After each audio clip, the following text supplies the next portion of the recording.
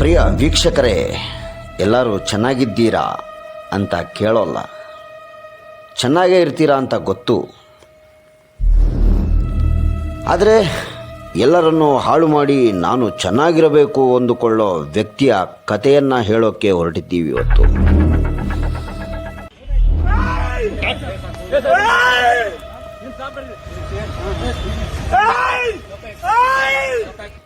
ಎಂದು ಕಿರುಚಲು ಶುರು ಮಾಡಿದಾಗ ನನಗನ್ನಿಸಿದ್ದು ಇಷ್ಟೇ.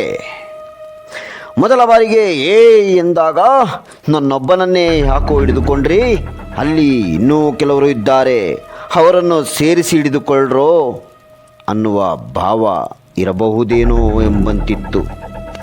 ಈ ಎರಡನೇ ಬಾರಿಗೆ ಅಂದಾಗ ನನ್ನೊಬ್ಬನನ್ನೇ ಬಿಟ್ಟು ನೀವೆಲ್ಲ ಹೋಗಿಬಿಟ್ರಲ್ಲೋ, ನನ್ನ ಬಲಿ ಕೊಟ್ಟು ಎಂಬಂತಿತ್ತು. ಮೂರನೇ ಬಾರಿ, ನಾಲ್ಕನೇ ಬಾರಿಗೆ ಇದನ್ನು ನನ್ನ ಪರಿವಾರ ನೋಡಿದರೆ ಏನು ಗತಿ ದೇವರೇ ಎಂಬ ಅಸಹಾಯಕತೆಯ ಕೂಗು ಕೇಳಿಸಿತು. ತಂದೆ ತಾಯಿ ತಲೆ ಎತ್ತುಕೊಂಡು ಓಡಾಡೋದು ಹೇಗೆ? ಹೆಂಡತಿ ಮಕ್ಕಳನ್ನು ಜನ ಹೀಗೆ ಕಾಣ್ತಾರೆ? ಮಕ್ಕಳನ್ನು ಶಾಲೆಯಲ್ಲಿ ನನ್ನನ್ನು ಹೇಗೆ ಬಿಂಬಿಸ್ತಾರೆ?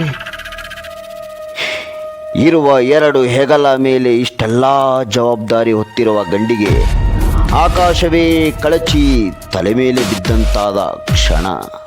ಆದರೆ ಕರ್ಮ ಕಾಣಲ್ಲ, ಕಾಡುತ್ತೆ ಎನ್ನುತ್ತಾ ಮಾತು ಪ್ರಾಯಶಃ ಈ ವ್ಯಕ್ತಿಯ ಬಾಳಲ್ಲಿ ಸತ್ಯವಾಯಿತೇನೋ. ಅದೆಲ್ಲ ಇರಲಿ, ಕೆಲವರನ್ನು ಮಾತ್ರ ದೂಷಿಸುವ ಸಮಾಜ, ಅದರಲ್ಲಿ ನಾನೂ ಇದ್ದೇನೆ ಅನ್ನೋದನ್ನೇ ಮರೆತು ಬಿಡುತ್ತದೆ. ಅದೇನೋ ಹೇಳ್ತಾರಲ್ಲ, ತಾನು ಗಾಜಿನ ಮನೆಯಲ್ಲಿ ಇರೋದನ್ನು ಮರೆತು ಪರರ ಮನೆಗೆ ಕಲ್ಲು ತೂರಿದರಂತೆ. ಇವತ್ತಿಗೆ ಇಷ್ಟಾಗಿತ್ತು. ಮುಂದಿನ ದಿನಗಳಲ್ಲಿ ಇಂತಹ ಸಂಕಷ್ಟ ನಿಮ್ಮದಾಗಬಾರದು ಎಂದಾದರೆ ನಿಮ್ಮ ಕರ್ಮಾನುಸಾರ ಫಲ ಎಂಬ ಮಾತು ನೆನಪಿಸಿಕೊಳ್ಳಿ. ಇಷ್ಟನ್ನೇಳ್ತಾ ಇಲ್ಲಿಗೆ ನಮ್ಮ ಎಪಿಸೋಡ್ ಮುಗಿಸ್ತೇವೆ.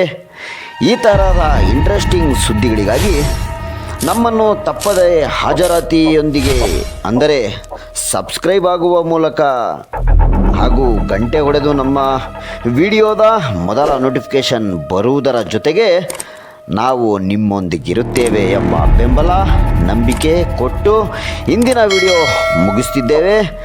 ಸರ್ವೇ ಜನ ಸುಖಿನೋ ಭವಂತು.